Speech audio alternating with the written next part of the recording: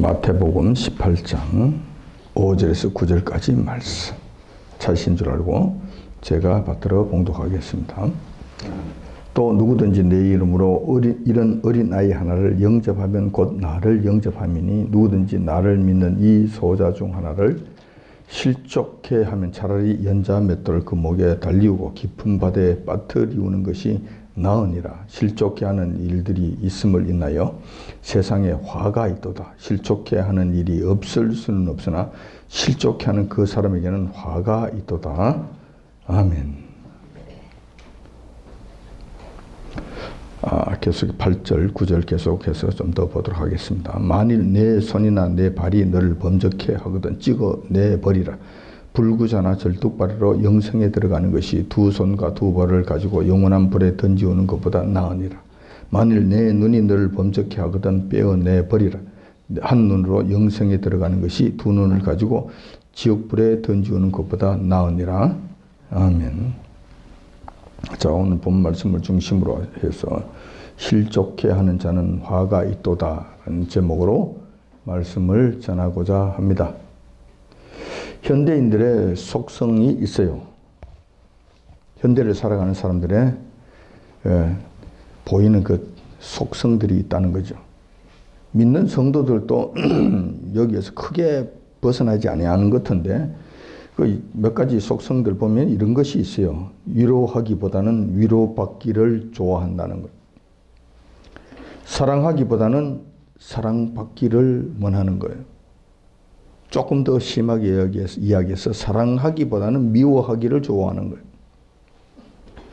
도움 주기보다는 도움 받기를 원합니다. 도움 주기보다는 오히려 도움 받는 사람들의 깡통을 차버리는 것을 좋아한다는 거예요. 칭찬하기보다는 비난하기를 좋아한다. 감사 주기보다는 상처 주기를 좋아하는 거예요. 은근히 즐기는 거예요. 남이 잘 되는 것은 내가 잘 되는 것은 상관이 없지만 남이 잘 되는 것은 눈 뜨고 받을 수 없다는 거예요. 현대인들의 속성들을 지금 이야기하는 거예요. 자, 이런 일들의 중심에는 인간의 마음과 인간의 혀가 있어요. 그러니까 이런 것들은 내가 좋게 표현해서 속성이라고 이야기했는데 이건 죄스러운, 죄된 모습들이고 아주 악한 냄새나는 일들이에요. 이 세상이 죄악으로 가득하다는 이 말의 의미가 이런 것에서부터 시작이 되는 거예요. 성경에서는 이렇게 말씀하십니다. 야고보서 3장 6절에 혀는 곧 불이요 불의의 세계라. 혀는 우리 지체 중에서 온 몸을 더럽히고 생의 바퀴를 불사르나니 그 사르는 것이 지옥불에서 나느니라. 이게 지옥불이라니까. 지옥불. 다시 말해서 혀를 잘못 놀리면은 지옥 간다는 거예요. 3장 8절에 이어서 계속 말씀하시는데 혀는 능히 길들일 사람이 없나니 쉬지 아니하는 악이요 죽이는 독이 가득한 것이라. 이 입술로서 혀로서 사람을 죽이는 거예요. 그 혀에 독이 가득하게 있다는 거. 그러니까 독사들만 독이 있는 것이 아니라 사람의 혀에 묻어 있는 이 독이 독사의 독보다 훨씬 더 강력하다. 수많은 사람을 이 혓바닥으로 죽인다는 거예요. 그러니 사람을 죽이는 이 혓바닥으로 인해 지옥에 가지 않을 수 있겠는가? 성경의 말씀이 바로 이런 말씀이라는 거예요. 야고보 사도가 말씀하신 말씀이 이런 말씀이에요. 현대인들의 더러운 말과 행실은 마음에서부터 시작이 됩니다. 자세히 살펴보면 그래요. 마음에서부터 시작이 돼요. 정화되지 못한 심히 부패한 심령에서부터 시작이 돼요. 그리고 거기서부터 악한 말들이 나오는 거예요. 성경에서도 말씀하십니다. 이 깨끗한 물에서 깨끗한 샘에서 깨끗한 물이 나오는 거예요. 더러운 샘에서 더러운 물이 나오는 거예요. 그러니까 더러운 심령에서 더러운 말이 나오는 것이고 착한 심령과 깨끗한 심령에서 깨끗한 말이 나오는 거예요. 그래서 예레미야서 17장 9절에는 이렇게 말씀하십니다. 만물보다 거짓되고 심히 부패한 것은 마음이라 누가 능히 이를 알리요. 사람의 마음을 우리 겉으로 봐서는 잘 알 수가 없어요.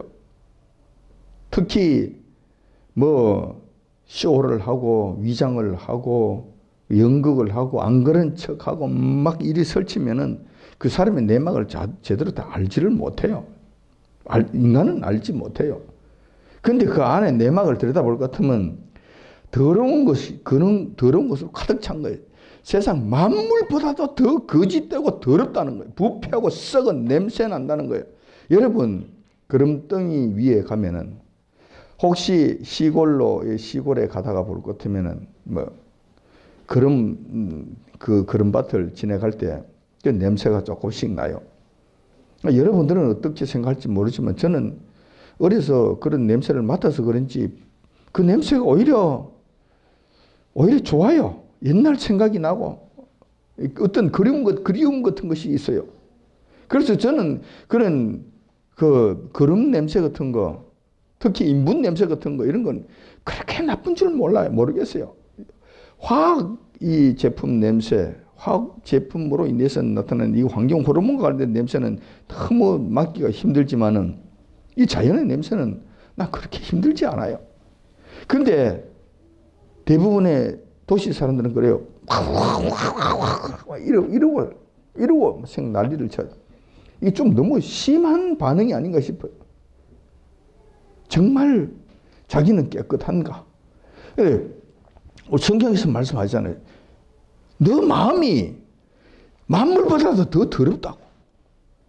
저 거름더미보다도 훨씬 더 냄새 난다고.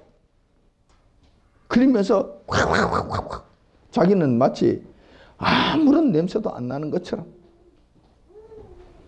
이런 것은 너무 위선된 모습이 아닌가 생각이 돼요. 거짓된 마음에서 더러운 행실들이 나오게 됩니다. 여기서부터 시작이 된다는 거예요. 그래서 오늘은 현대인들의 이러한 속성들로 인해서 자주 발생하는 문제, 자주 마주치게 되는 문제에 대해서 한번 살펴보고자 하는 거예요. 그것이 바로 이 실족게 하는 일이에요. 실족게 하는 일. 남을 실족게 하는 이 일이라는 거예요. 이런 것으로 인해서 내가 더러운 마음, 부패한 심령으로 인해서 거기서 나오는 이 더러운 말로 인해서, 더러운 혀로 인해서 불살르는 지옥의 불로 살라버리는 이 독한 혓바닥으로 인해서 사람들을 실족게 하는 일들이 생기는 겁니다. 자, 여기에 대해서 한번 살펴보고자 하는 것입니다. 우리 주님께서 이 일을 엄하게 경계하셨습니다. 그러면 이 실족게 하는 일이 작은 일이 아니라는 것, 특히 우리 신앙생활을 하고 있는 하나님의 자녀들에게 있어서는 정말 중요한 일이라는 이 사실을 다시 한번 기억하시기를 바라는 의미에서 이 말씀을 한번 살펴보고자 하는 것입니다.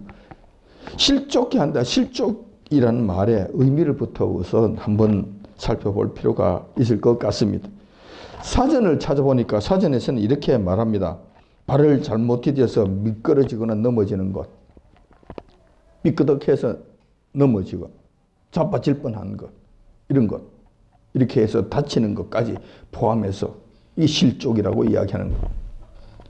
그런데 이 원어를 찾아서 한번 살펴봤더니만 헬라어 원어에 의하니까 이건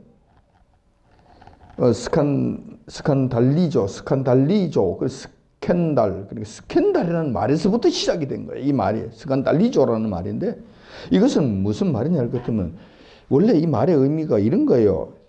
사람 짐승들을 잡을 때, 새를 잡을 때 올무를 놓잖아요. 올가미를 만들잖아요. 그리고 구덩이를 파고 이렇게 하잖아요. 해서 그 짐승들 하여금 그게 빠지게 만들고 새들로 하여금 그게 걸리도록 만드는 거예요. 이것이 바로 스캔달이에요.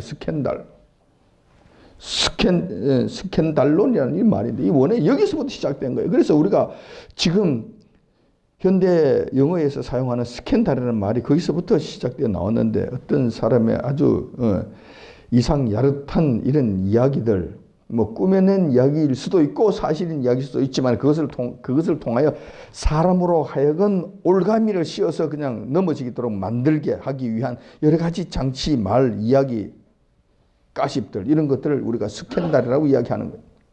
여기는 항상 올가미가 있는 올가미가 사람을 그냥 뒤집어 씌워서 그냥 실족해 하는 거예요. 거꾸로 틀리는 이런 일들이 목적이 그 가운데 있는 거예요. 자, 여기에서부터 실족해 한다는 이 말의 의미가 시작이 된 거예요. 이 단어가 그렇게 시작이 된 거예요. 그래서 스칸달리조라는 이 말의 의미는 걸리어 넘어지게 하다, 죄를 짓게 하다라는 이런 의미를 갖고 있는 거예요. 다시 말해서 제가 다시 한번 이 실족해 한다라는 이 말의 의미를 다시 한번 정의를 해보니까 이런 말이 되는 거예요. 상대방으로 하여금 넘어지게 하거나 낙심케 하거나 죄의 구렁텅이에 빠지게 하는 일체의 말과 행동들을 이야기하는 거예요. 결국은 뭐냐면 그로 하여금 믿음에서 떠나 세상길로 나가버리게 만드는 믿음을 파산하게 하고 믿음에 들어오지 못하게 하고 믿음을 더 북돋워 주는 것이 아니라 오히려 있는 믿음조차도 다 무너뜨려서 그들로 하여금 세상길로 가게 하는 것, 다시 말해서 천국에 가지 못하게 하고 지옥으로 빠뜨리게 하는 이런 일들이다. 이 실족해 하는 일이에요. 성경에서 말씀하시는 이 실족해 하는 일, 오늘 본문에서 말씀하시는 이 실족해 하는 말씀의 의미라는 거예요.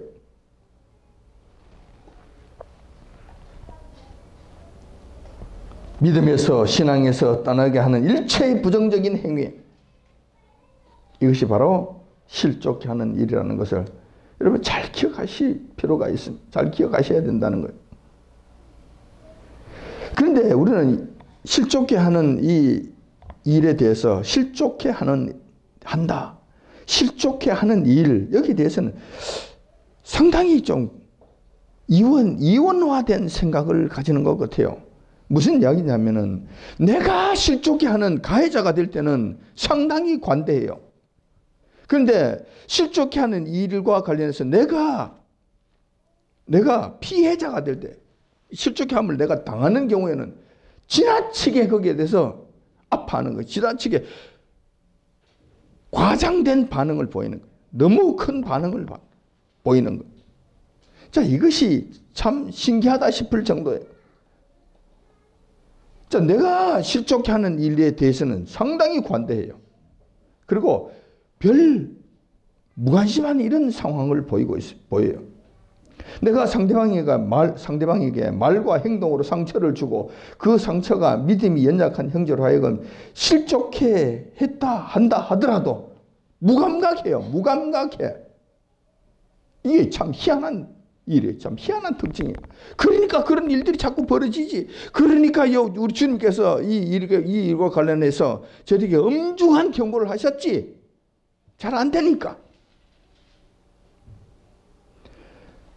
자, 이렇게 생각하는 거. 자기가 실족해 하는 그런 일들을 행해놓고는 어떻게 이야기를 하느냐 할 것 같으면은 뭐 그만한 일을 가지고 그 사람이 째째하게 이렇게 이야기한단 말이에요. 이렇게 뒤집어 씌우는 거. 뭐 소심하게, 뭐 속이 비잡아서 밴댕이 속같이 또 삐졌네, 뭐 이러는 거예요. 이렇게 하면서 이 잘못, 자기가 실족한 그 일에 관해서 그 잘못을 상대방에게 뒤집어 씌우는 거예요. 자기가 그렇게 했다는 것을 인정하는 것이 아니라 상대방이 너무 과잉 반응을 보임으로 지 스스로 지 잘못을, 지 구렁텅이 지가 빠졌다고 그에게 그냥 그 죄를 뒤집어 씌우는 거예요.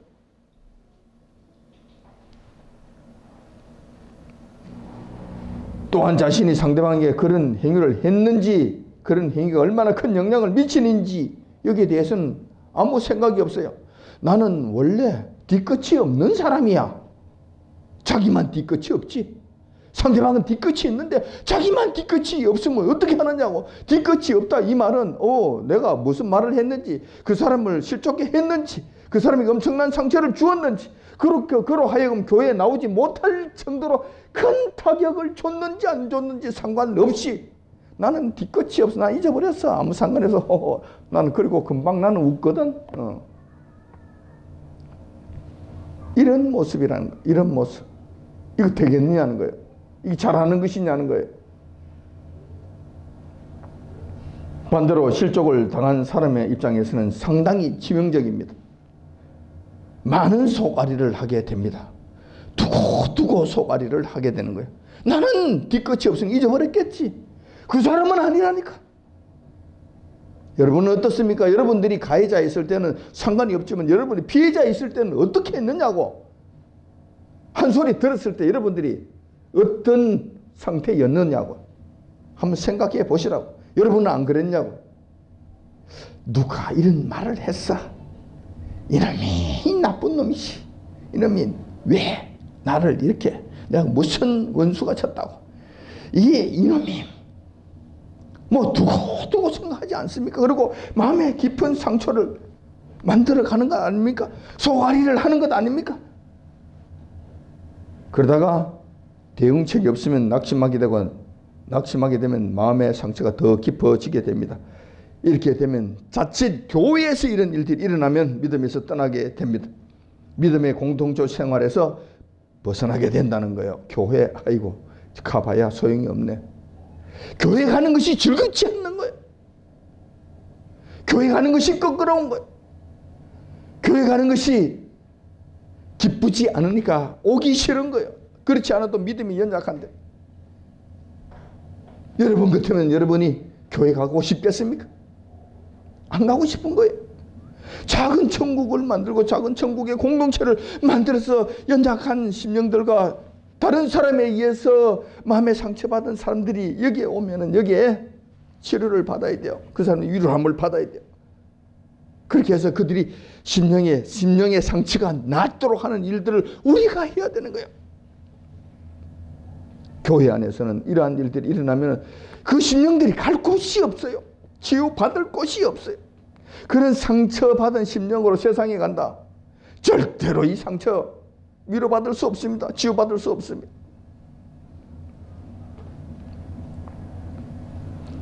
따라서 실족해 하는 이런 가해자와 피의자 간의 인식의 차이가 극명하게 나타납니다.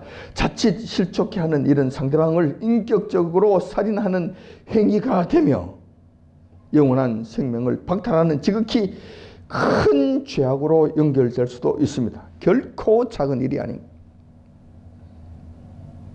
뿐만 아니라 피해자의 경우도 좀 그래요. 또 웬만한 것은 좀 그냥 넘어가면 되지. 조금만 하면은 그냥 못 견뎌 하는 거예요. 못 견뎌 해. 한 소리를 듣는 걸 못 견뎌 해. 이거 왜 그런 거예요? 자기가 그렇게 잘난 거예요? 자기가 그렇게 완전한 거예요? 좀 이런저런 소리도 하고 이런저런 소리도 듣고 좀 이 세상에서 삶이 완전하지 못하기 때문에 더러운 꼬라지도 보면서 살아야 되잖아요. 자기도 더러운 꼬라지들을 하면서 사니까 진짜 웬만한 것은 좀 받아들이면서 살아야지. 좀 그렇다고 해서 이거는 안 되겠네. 다른 나가는 거 다른 데 가면 될 것 같아요? 다른 데 가면 될 것 같으냐고. 자기가 깨진 바가지인 것은 알지 못하고 물이 샌다고만 난리를 치는 거예요. 자, 이것도 마땅한 일은 아니다. 이런 것들도 우리가 잘 생각해 봐야 될 부분이라는 거예요. 자, 실족한 사례가 이 성경에도 있습니다. 그것이 바로 간음하다가 잡혀온 여인의 경우가 바로 이런 경우예요. 자, 이것을 한번 살펴보도록 하겠습니다. 초막절을 맞이해서 예수님께서는 예루살렘으로 다시 올라가셨습니다. 그 성전에서 수많은 백성들에게 둘러싸여서 천국 복음을 전하십니다. 예수님께서 가시면은 예루살렘에서는 수많은 사람들이 주님께 몰려들어요. 주님께서 하신 말씀이 범상찮은 말씀인데다가 예수님께 가면은 모든 문제가 해결이 되잖아요. 질병도 고치잖아요. 여러 가지 기적도 행하잖아요. 그러니까 구경 삼아 오는 사람도 있고 말씀 들으러 오는 사람도 있고 또 사람들이 많이 모이니까 그 자체가 신기해서 또 모이는 사람이 있고 하여튼 아무튼 이런저런 일들로 인해서 예수님 주변에는 많은 사람들이 지금 몰려 있는 거예요. 대낮이 되었습니다. 이런 상황 가운데서 서기관과 바리새인들이 간음 중에 잡힌 여인을 끌고 예수님께로 나옵니다. 자, 이 장면을 한번 생각해 보십시오. 여러분들이 이 여인이라고 생각하면 뭐 어떤 일이 될 것 같아요? 이 서기관과 바리새인들이 그 여인을 완전 도살장으로 끌려간 짐승처럼 끌고 오는 거예요. 은밀히 아니에요. 대낮이잖아요. 한두 사람이 아니에요. 수많은 사람, 국제적으로 놀던 사람들까지, 온 세계 지중해 연안에 사는 사람들까지 모여있는 그곳에 지금 끌고 오는 거잖아요. 좋은 일이 아니라 가늠하다가 잡혔다 끌고 오잖아요. 어떤 심령 같아요? 어떤 심령이 될 것 같아요? 이게 인격살인 아닙니까? 이것 자체만으로 이 여인 아마 죽은 거예요. 더 이상 살 수 없는 지경에 만드는 거예요. 자, 서기관과 바리새인들이 그 정확한 시간과 타이밍을 맞춰서 그 여인을 끌고 왔다. 그리고 예수님을 시험하기 위해서 이런 일들을 하는 거잖아요. 한번 생각해 봅시다. 우연히 그 여인이 붙잡혔을까요? 저는 그렇게 생각하지 않아요. 왜 여인이 대낮에 그런 간음하다가 잡혔을까요? 저는 간음은 본래 대낮에 백주에 많은 사람이 있는 우글우글 하는 데서 그런 데서 일어나는 일이 아니에요. 통상적으로 그렇게 일어나는 일이 아니에요. 그리고 정확한 예수님의 그 결정적인 그 순간에 그냥 끌고 많은 사람들 있는 데서 서기관과 바리새인들이 와서 예수님을 완전히 물먹이기 위해서 이런 일을 한 거잖아요. 그렇다면 이 일 자체가 계획적인 일이라는 거예요. 계획적인 일이죠. 그러면 남자는 어떤 남자였겠는가? 돈 몇 푼에 끌려다니는 그런 완전히 논팽이, 완전히 시장 바닥에 굴러다니는 불량배들, 완전 양아치 새끼들, 이런 놈들, 이런 틀림없이 남자는 이런 자였을 것이다. 그들에게 돈을 주고, 야, 이거 한번 해. 이것만 하면, 여기까지만 하면 돼. 그리고 내가 돈을 줄게. 그 인간은 마다할 일이 없죠. 여인은 어떤 여인이었겠는가? 어떤 여인이었겠는가? 정상적인 가정을 가진 여인이라면 이런 일들을 했겠는가? 했겠습니까? 가정의 삶이 그냥 평범한 정도만 된다면, 가정 형편이 평범한 정도만 된다면 이런 일들을 했겠습니까? 아니었겠지.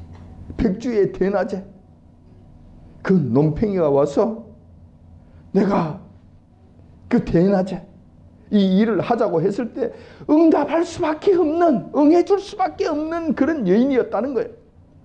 그렇다면 그 여인은 괜찮은 여인이었겠다, 아니면 굉장히 불쌍한 여인이었겠다, 그런 일을 하지 않고는 살 수 없는 여인이 아니었겠는가 하는 생각이 드는 거예요. 그런 여인이 아니었겠는가. 그런데 이 일을 계획하고 이 일을 꾸민 자가 누구예요? 소위 말해서 율법으로 묵고 살다고 하는 율법의 선생들인 서기관과 바리새인들 아닙니까?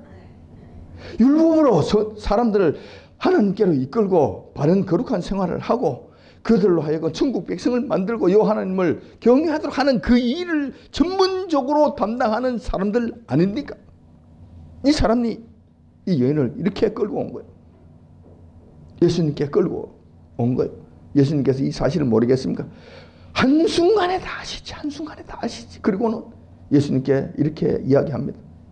이 불쌍한 여인을 보시옵소서. 이 불쌍한 여인을 살릴 수 있는 방법은 없겠습니까? 이게 그나마 정상적인 대화였을 것 같은데 그렇게 하지 않아요. 이 여인에 대한 불쌍한 마음과 이 여인을 살려야 되겠다는 심령은 요만침도 없습니다. 요만침도 없어요. 예수님께 이렇게 이야기합니다. 모세 율법에 의하면 이런 여인은 돌로 쳐 죽이라고 합니다. 안 그래도 죽은 목숨인데 완전히 돌로 쳐서 완전히 죽이라고 합니다. 당신 같으면 어떻게 하겠습니까? 자, 이렇게 하는 거예요. 이렇게 하는 거예요. 이 내용에, 이 상황이 이런 상황이에요.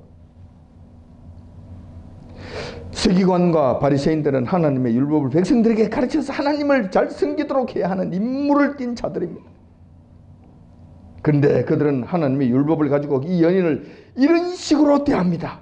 이런 식으로 대한다면 그 여인이 앞으로 하나님을 잘 섬기겠는가? 하나님을 경외하면서 살겠는가?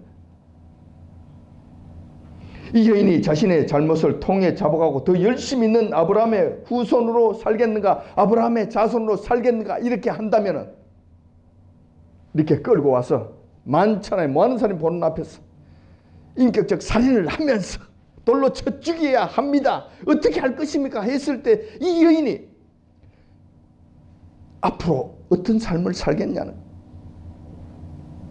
구원의 자리에, 믿음의 자리에, 여 하나님을 섬기는 자리에 들어가겠는가? 안 그러면 학을 띄고 도망가겠는가? 한번 생각해 보시라는 거예요.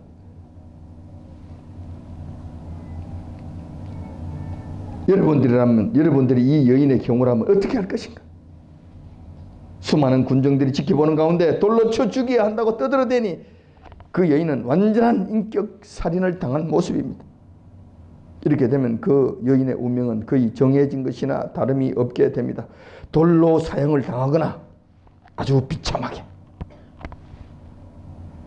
아니면 극형을 면했다 한다 하더라도 다시는 유대교, 다시는 하나님을 섬기는 율법 준수자로서 살지 않을 것입니다. 다시는 살지 않을 것입니다. 그 서기관과 바리새인들, 율법 떠들어대는 사람들은 치를 들게 될 거예요. 평생을 그렇게 살 거예요. 이런 형태를 우리는 실족케 한 사건이라고 부르는 것입니다. 다행히 예수님께서 이 여인을 회복시켜 주십니다. 서기관과 바리새인들은 이 불쌍한 여인의 인권을 철저히 무너뜨리고 완전히 실족케 한 상태를 만들어 버립니다. 우리가 보기에는 회생 불가 상태로 만들어 버립니다. 그러나 이런 상황 속에서도 우리 주님께서는 그 여인에게 나도 너를 정죄하지 않겠다고 말씀하시면서 완전히 회복해 주십니다. 그리고 그를 죽음에서 구원해 주시고 영혼도, 그 영혼까지 지켜서 우리 주님께서 영혼까지 살려주신 그런 일까지 하셨다라는 거예요.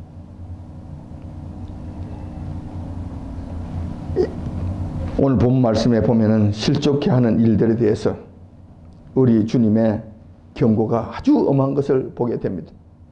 자, 이때 서기관과 바리새인들처럼 이런 일을 하는 사람들,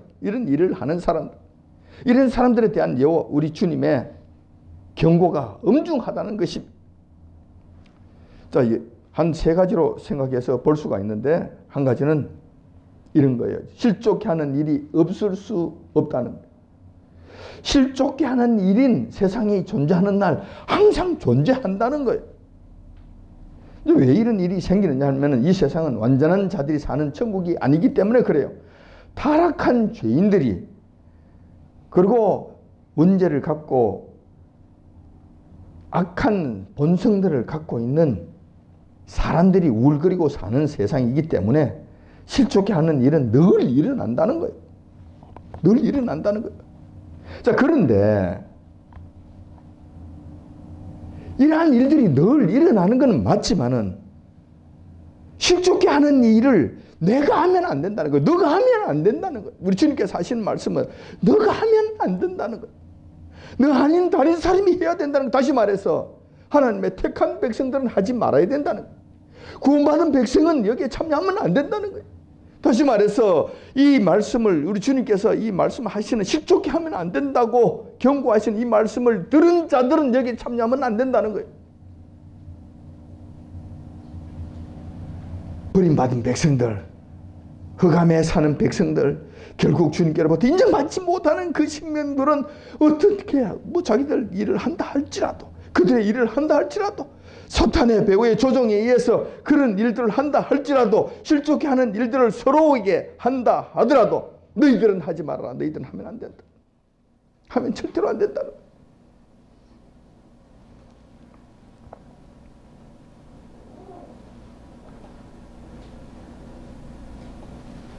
여기에 대해서 우리 주님께서 말씀하십니다. 왜 하지 말아야 되는가? 여기에 참여하지 말아야 되는가? 그렇게 하는 자들에게는 화가 따르기 때문에 그렇습니다. 이때 화라고 말씀하시는 것은 불타는 것을 의미하는 것이 아닙니다. 불을 이야기하는 것이 아니에요. 재앙을 의미하는 거예요. 그런데 이 재앙이 보통 재앙이 아니라 하늘에서 하나님께서 내리시는 엄청난 재앙을 말씀하시는 것입니다. 다시 말해서 이 재앙은 결국은 너가 만약에 그러한 일들을 고의적으로 자꾸 행한다면 너는 구원받지 못한다는 거예요. 너는 반드시 죽임을 당한다는 거예요. 이 말씀이 그게 숨어져 있는 그 안에 내포되어 있는 말씀이라는 거예요.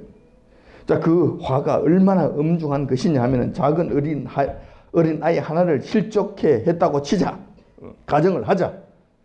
자, 그러면은 그에 대한 그 죄가가 어떤 것이 되느냐 하면은 연자 맷돌을 목에 걸고 깊은 바다에 빠뜨리는 것이 더 나을 정도다라고 주님께서 말씀하시는 거예요. 연자 맷돌이 지금 장난입니까? 요만한 것입니까? 아니잖아요. 큰 바위돌이에요. 그 소가 끌고 다니면서 이게 도는 큰 돌이에요. 큰 돌이에요. 이 돌을 목에 걸고 깊은 바다 속에 던져진다. 그 사람이 살아날 가능성이 있습니까? 불가능하잖아요. 불가능. 어린 소자 하나를 그렇게 했을 때 이 처벌을 받는다는 거. 이것보다도 더 못하다. 더 깊은 화를 당한, 더 큰 화를 당하게 된다는 거. 하물며 다 큰 어른들, 그 여인과 같은 그 귀중한 그 여인 같은 경우일 때 이런 실족해 하는 일을 행했을 때 그 당할 화가 얼마나 크겠냐는 거예요. 여기서 예수님께서 강조하시고자 하는 말씀은 연자 맷돌을 좋아해서 말씀하신 것이 결코 아닙니다. 이웃을 실족해 하는 일이 너무 중대하기 때문에 절대로 하지 말라는 의미예요. 그리고 만약에 그렇게 했다면 반드시 죽음을 면치 못할 것이라고 말씀하시는 비유의 말씀인 것입니다. 그만큼 해서는 안 될 일이라는 것입니다. 그러면 실족해 하지 않으려면 어떻게 해야 합니까? 첫 번째, 상대방의 실수와 허물을 나의 반면 교사로 삼아야 한다는 것입니다. 이웃의 허물과 실수가 나타날 때가 있어요. 그러니까 그걸 보고 그냥 난리를 치는 거예요. 여기도 그렇잖아요. 이건 서기관과 바리새인들이 자기들이 그것을 일을 꾸몄든지 어떻게 했든지 간에 여인이 그 간음하는 일들을 범했잖아요. 범했을 것 같으면 만약에 자기네들이 꾸미지 아니한 데서도 자기들이 그 계획한 것이 아니라 친다 하더라도 그런 일들이 발생했다고 칩시다. 그리고 그 여인을 우연히 마주치게 되고 그것을 현장을 잡았다고 칩시다. 그럼 생각을 해야지. 이 여인이 왜 이런 일들을 행하였겠는가? 이렇게 할 수밖에 없는 그 근본적인 이유가 뭐가 있었겠는가? 한 번쯤은 생각해 봐야 되는 거 아니에요? 한 번쯤 생각해 봐야. 이웃의 허물과 실수가 나타날 때가 있다. 그러면 그때 그 허물과 실수를 들춰내서 공격하려고 하는 것, 이거 하지 말아야 된다는 거예요. 그런데 이 공격하고 싶은 마음이 있어요, 인간들에게는. 왜냐하면 타락한 본성들을 갖고 있기 때문에 그것을 그냥 막 하고 싶은 이런 욕망들이, 심령들이 다 갖고, 누구든지 다 갖고 있어요. 그런데 하나님 백성들은 그 욕망대로 하면 안 되잖아요. 그렇게 할 수 없잖아요. 그렇게 해서는 안 되잖아요. 그러니까 그런 욕망이 올라올 때는 딱 스톱시켜. 뭐야? 왜 이러지? 그리고 그 상대방의 입장을 좀 헤아려 보려고 애를 써야 되는 거예요. 그러면은 이것저것 생각이 나게 되고 이것저것 보게 되고 보여지게 해서 그 여인을 불쌍하게 여길 수 있는 지경까지 갈 수 있는 거예요. 갈 수 있는 거라.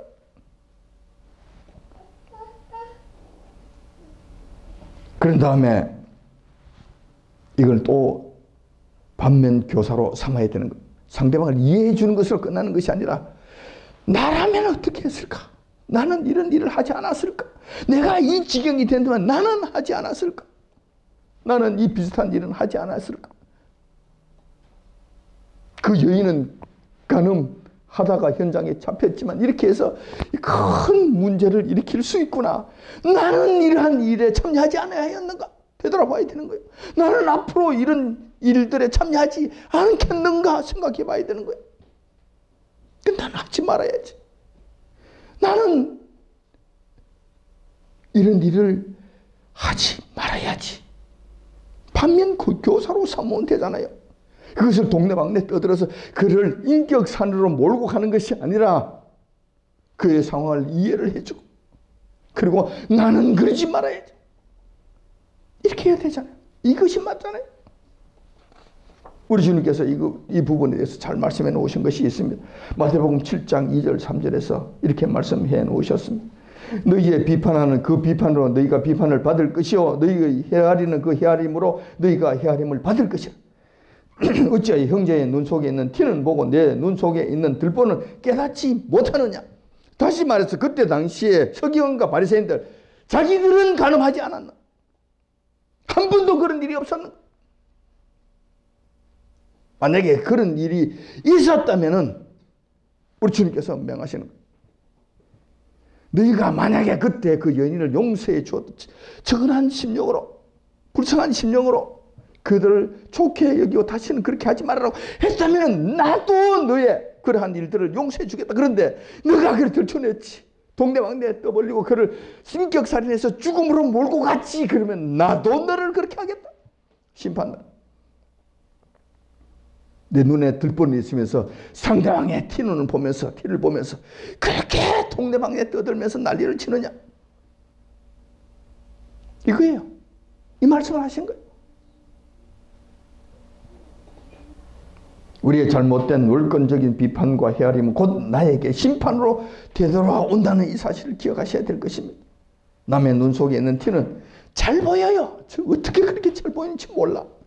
그런데 내 눈 속에 있는 들보는 보이지도 않을 뿐만 아니라 청소할 생각조차 하지 않는다는 거예요. 자, 두 번째, 이런 실족해 하는 일을 피하려면 어떻게 해야 되는 것인가? 나의 의의를 좀 내려놓아야 됩니다. 나의 의의를 내려놓아야 돼. 나의 의의가 뭡니까? 의의라는 것이 뭡니까? 뭐 여러 가지로 설명할 수 있지만 여기서 간단하게 설명하자면 내가 너보다 낫다는 거 아닙니까? 너보다 우월하다는 거고 우쭐함을 말하는 거예요. 내가 너보다 낫다는 것이지. 이렇게 되면 나의 단점은 보이지 않고 상대방의 잘못만 보이게 됩니다. 나도 결코 잘한 것이 없으면서 나의 잘못은 보이지 않고 상대방의 잘못만 자꾸 보이는 거예요. 나의 의의가 충만하면 이렇게 돼요. 우쭐한 기분에 흑암의 세력이 등을 밀어주면은 그냥 을씨구나 좋다 그러면서 한마디씩 해야 되는 거예요. 이 흑암의 세력들, 이 귀신의 세력들이 이것을 그냥 두겠습니까? 맞아. 그때 가만히 있으면 안 되지 하면서 한마디 해야지. 등을 미는 거예요. 그러면 맞아. 그럼 어디 그런 식으로 그냥 실족해 하는 행위와 말들을 막 쏟아내게 되는 거예요. 자기도 알지 못하는 가운데 이런 일들을 행한다는 거예요. 그의 말과 행동은 상대방을 살리는 것이 아닙니다. 죽이는 것으로 이어지게 됩니다. 따라서 나의 의의를 내려놓아야 됩니다. 내가 저보다 항상 못한 부분이 있다. 최소한 이렇게는 생각해야 돼요. 내가 저보다 모든 것이 다 낫다. 아니에요. 저보다 못한 부분도 있다는 것을 생각하십시오. 그리고 내가 저에게 배울 것이 있다는 생각을 하시라는.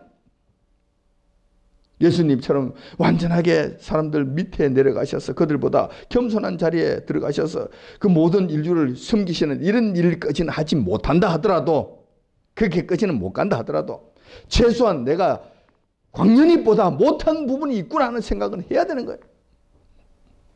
광년이한테도 배울 것이 있다라는 생각을 해야 된다는 거예요. 이렇게 된다면은 나의 의의가 충만해서 상대방을 실족시키는 이런 일들은 많이 줄어들게 될 거예요.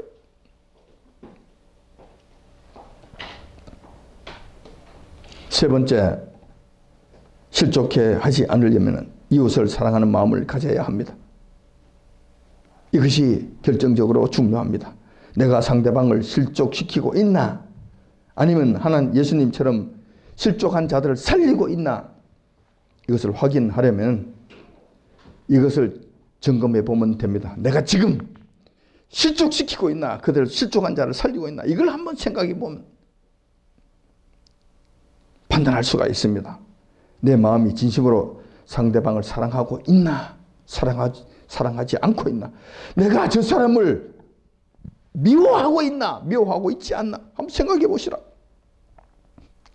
정말 사랑하는 마음으로 이 일을 행한다면 여러분 떳떳할 거예요.